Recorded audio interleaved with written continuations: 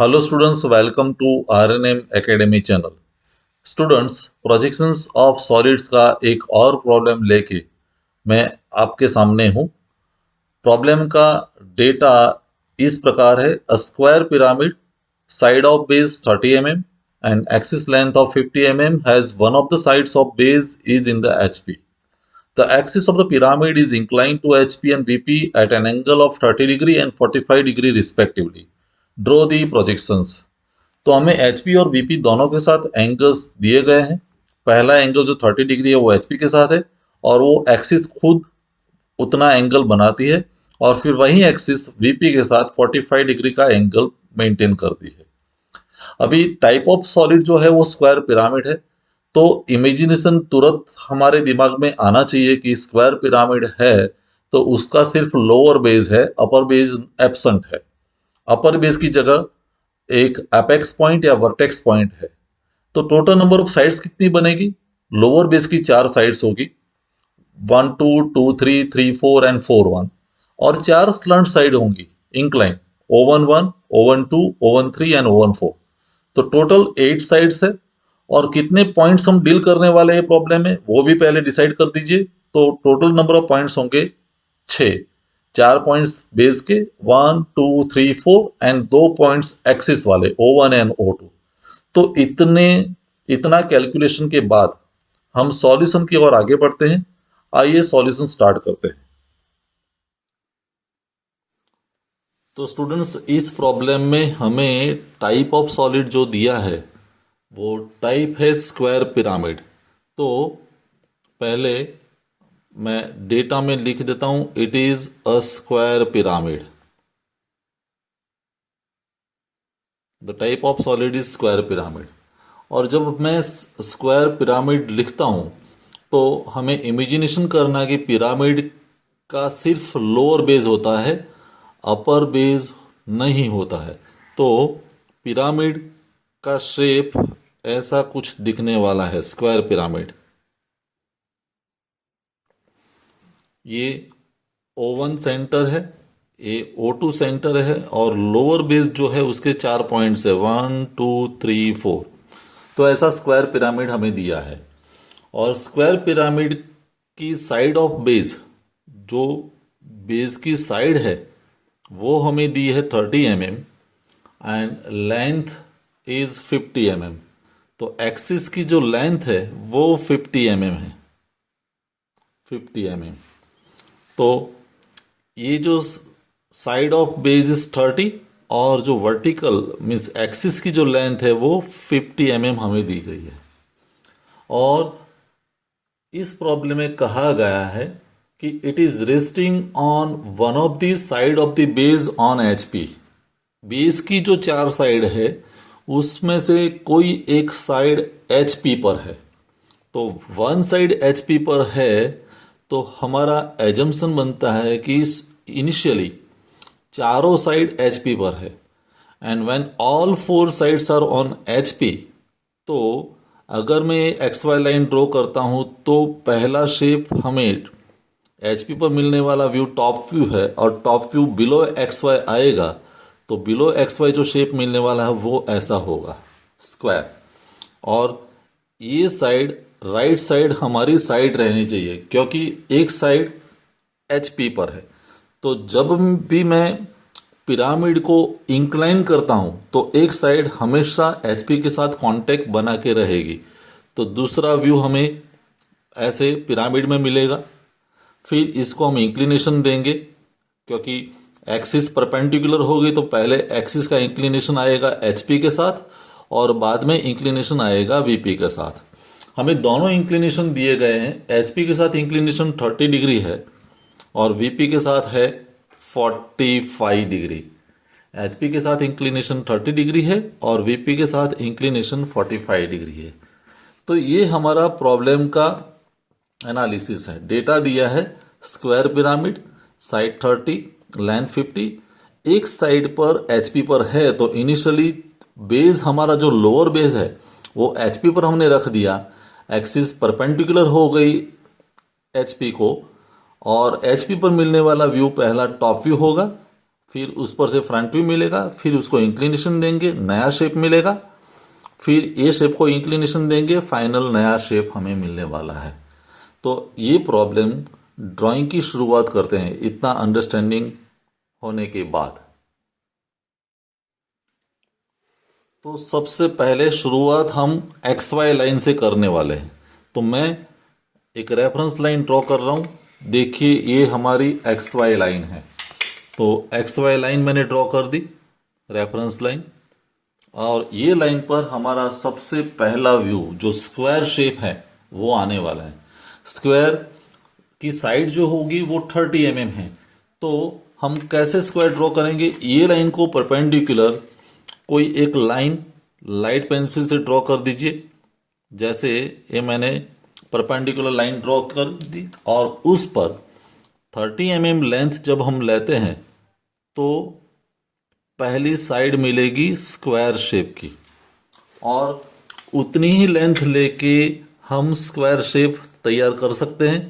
तो मैं square shape बना दूं पहले ये, फिर वैसे एक साइड यहाँ आएगी और ऐसे हमारा स्क्वायर शेप तैयार हो जाएगा। जैसे ये स्क्वायर शेप तैयार हो गया तो ये तो लोअर बेस है, तो लोअर बेस के पॉइंट्स हमें दिखाने हैं। ये पॉइंट 1 है, ये 2, ये 3 और 4। आप इमेजिन कर सकते हैं स्क्वायर पिरामिड है तो स्क्वायर पिरामिड की टोटल नंबर ऑफ साइड्स कितनी होगी? 4 + 4 8। 4 साइड्स लोअर बेस की और 4 स्लंट साइड्स अपर बेस नहीं है, तो टोटल साइड्स हमें 8 मिलने वाली है। और टोटल नंबर ऑफ पॉइंट्स कितने होंगे? तो 4 पॉइंट्स लोअर बेस के 1 2 3 4 और ऊपर एक O1 जो एपेक्स है और नीचे सेंटर O2, तो 6 पॉइंट्स मिलने वाले हैं। तो हर बार हमें 6 पॉइंट्स दिखाने हैं। मैंने 4 पॉइंट्स तो दिखा दिए। सेंटर जो होगा लोअर बेस का वहीं सेंटर O2 भी होगा और उसी लाइन में वर्टिकल है तो O1 भी होगा। तो O1 और O2 एक ही पॉइंट पर आएंगे। लेकिन ये व्यू अभी कंप्लीट नहीं है। क्यों? क्योंकि मैंने 8 साइड्स दिखाई नहीं है। मैंने अभी तक 4 ही साइड्स दिखाई, 1 2 2 3 3 4 4 1, जो 4 साइड्स बेस की हैं। लेकिन 4 स्लंट साइड्स भी हमें दिखानी है। 4 slant sides means O1 is connected with 1, O1 को 2 से ज्वाइन करना पड़ेगा, O1 को 3 से ज्वाइन करना पड़ेगा। तो आप देखो O1 को जैसे ऐसे लाइन ड्रॉ करेंगे तो चारों स्लंट साइड्स कवर हो जाएगी। O1 1 मीन्स पहली slant side, O1 2 second slant side, O1 3 slant side and O1 4। तो 4 स्लंट साइड भी आ गई। मीन्स अब ये व्यू कंप्लीटेड है। पहला व्यू राइट तरीके से कंप्लीटेड हो गया।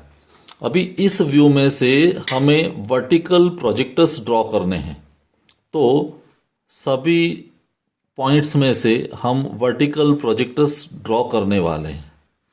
लेकिन हमें पता है कि जो बेस के 4 पॉइंट्स है वो तो एक्स वाई पर ही रहने वाले हैं। तो एक्स वाई पर एक लाइन मिलेगी जहां मैं इस लाइन को मैं डार्क कर दूं, क्योंकि ये तो बेस जो है वो तो एच पी पर ही है। तो ये जो पॉइंट्स है 1 डैश, वहीं पॉइंट 2 डैश, ये point 3 dash and 4 dash, 4 points X Y पर ही आएंगे। इन एडिशन एक और पॉइंट भी एक्स वाई पर आने वाला है, वो लोअर बेस का सेंटर, और लोअर बेस का सेंटर है O2 डैश। O2 डैश भी एक्स वाई पर ही आएगा। तो 5 पॉइंट तो एक्स वाई पर मिले। अभी जो 6th पॉइंट है वो कहाँ लोकेट होना चाहिए? तो हाइट हमें दी है, हाइट 50 mm है। जो स्क्वायर पिरामिड है उसकी हाइट 50 mm है। तो यहां से 50 mm मेजर करके एक पॉइंट फाइंड कर दो। Suppose this is the point at 50 mm distance. तो ये लाइन और ये लाइन को आपको ज्वाइन करना पड़ेगा, क्योंकि फ्रंट व्यू में आपको पिरामिड ट्रायंगल की तरह दिखेगा। तो इस लाइन को भी मैं ज्वाइन कर देता हूं। तो ऐसे यहां O1 डैश मिलने वाला है। याद रहे ये जो एक्सिस की लेंथ है वो 50 mm है और ये साइड जो है वो 30 mm है। तो ये हमारा दूसरा व्यू हुआ फ्रंट व्यू। लेकिन फ्रंट व्यू भी चेक करना पड़ेगा कि हमने चारों 8 साइड्स जो है, हर बार दिमाग में हमें कैलकुलेशन रखना पड़ेगा कि हर व्यू में हमने 8 साइड्स दिखाई है कि नहीं दिखाई है। तो देखिए पहले बेस की बात करते हैं तो 1 2 यहीं पर है, 2 3 भी है, 3 4 है, 4 1। लेकिन 4 स्लंट साइड्स O1 1 यस है, O1 2 भी है, O1 3 है, O1 4 भी है। तो ये व्यू कंप्लीट हो गया।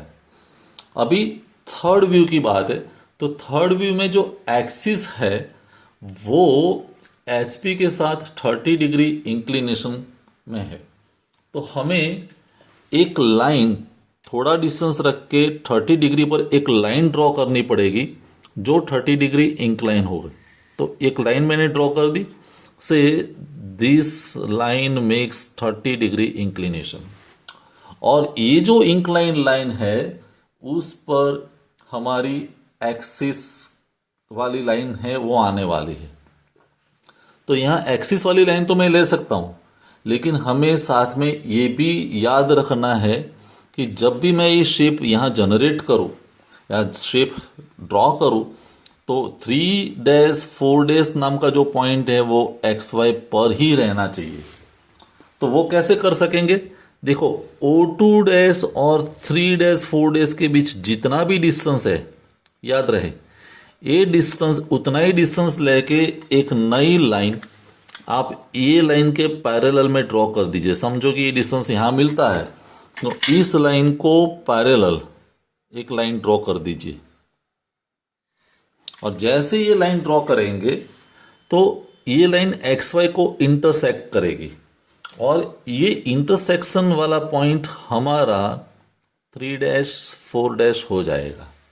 और एक बार 3 डैश 4 डैश मिल जाता है तो 3 डैश 4 डैश से ये बेस की जितनी लेंथ है उतनी लेंथ वाली लाइन हम ये एक्सिस को परपेंडिकुलर ड्रॉ कर देंगे ऐसे। और एक्सिस की लेंथ तो हमें पता है 50 mm है, तो उतना ही डिस्टेंस लेके हम 50 mm लेके ये पॉइंट यहीं मार्क कर देंगे। तो ये जो शेप पहले था वही शेप फिर से तैयार हो गया। देखिए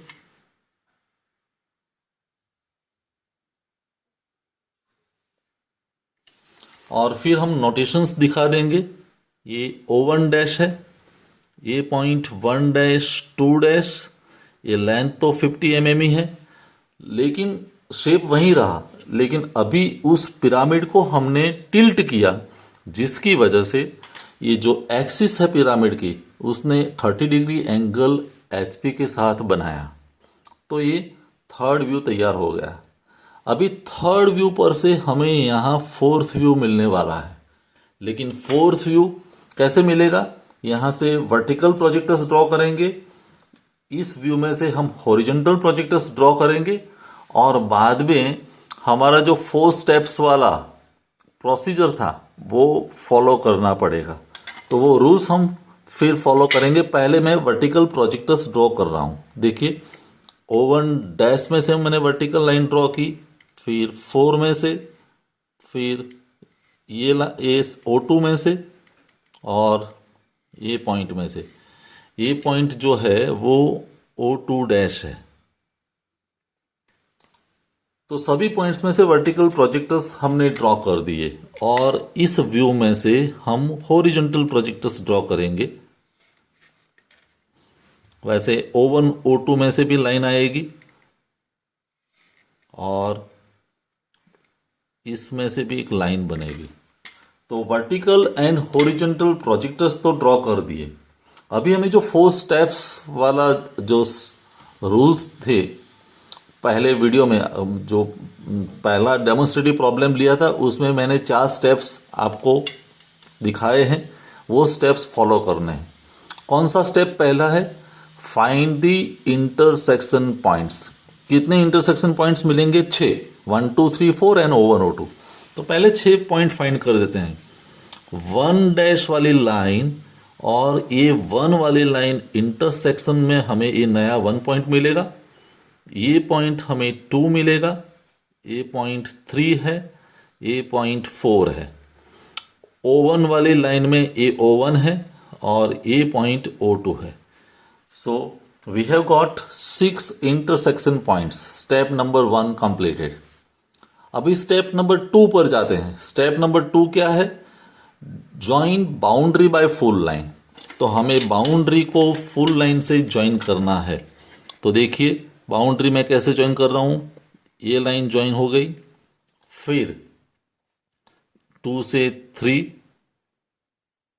वैसे 1 से 4 और 3 इज ज्वाइन विथ O1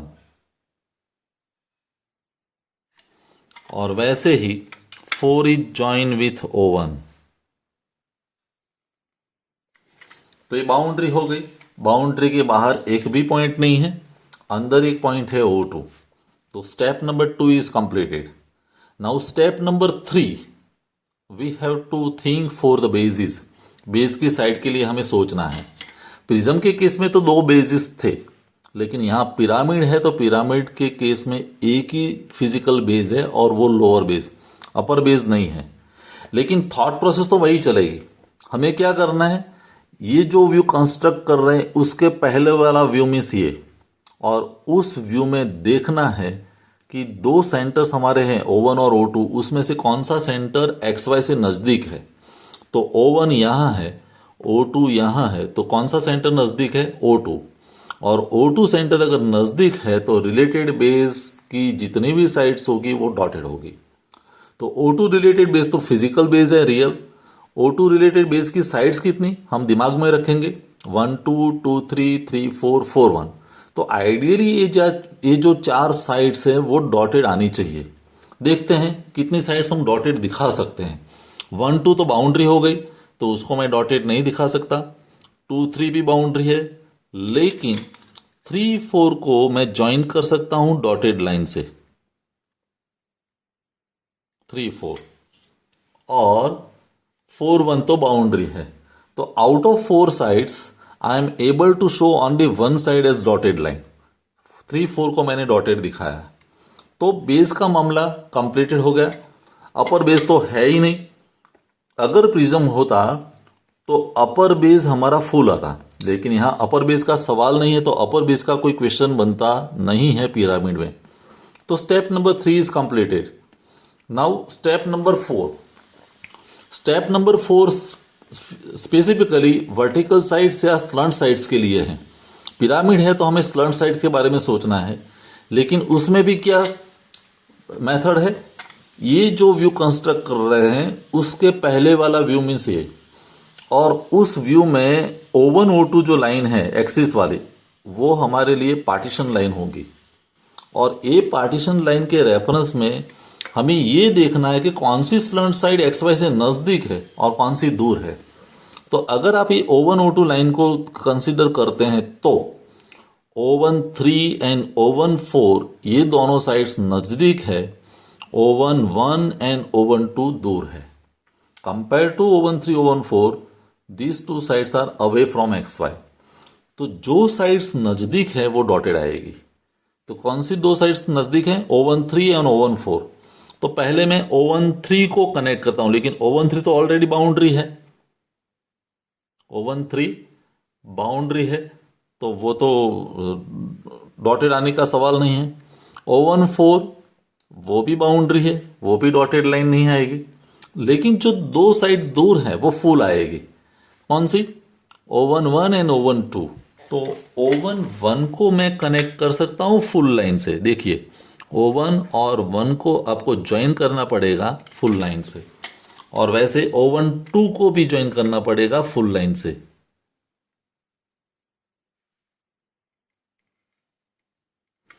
तो वैसे चारों स्लंट साइड्स कवर हो गई। तो पहले हमने 4 बेस की साइड्स के लिए सोचा, बाद में 4 स्लंट साइड्स के लिए हमारी थॉट प्रोसेस चली, और वैसे करके 8 साइड्स कंप्लीट हो गई। Mean step number 4 is completed, view is completed in all respect. तो ये चौथा व्यू हुआ। अभी फिफ्थ व्यू हमें इस शेप को रोटेट करना है और उसके अकॉर्डिंगली हमें यहाँ शेप मिलेगा। लेकिन मैं एक और मेथड आपको यहाँ टाइम सेविंग वाली दिखा रहा हूँ जो हमने प्रोजेक्शंस ऑफ प्लेन में इस्तेमाल किया था, rotation of ground line method. तो rotation of ground line method से एक फायदा ये होगा कि एक व्यू कंस्ट्रक्ट करने का जो टाइम है वो बच जाएगा। तो ये व्यू को एज इट इज रखता हूं और मैं एक्स वाई लाइन को रोटेट करता हूं। हमें ये कहा गया है कि जो एक्सिस है वो वीपी के साथ 45 डिग्री एंगल बनाती है। तो एक्सिस वाली लाइन तो ये है O1 O2। तो O1 O2 को इंक्लाइन करके एक हम लाइन और ड्रॉ कर सकते हैं। इंक्लिनेशन कितना रहना चाहिए? 45 डिग्री। तो देखिए मैं एक लाइन ड्रॉ कर रहा हूं जो हमारे लिए नई लाइन है। ये लाइन नई है जिसको हम कहेंगे X1 Y1। और ये लाइन और ये एक्सिस वाली लाइन दोनों के बीच एंगल कितना हुआ? 45 डिग्री।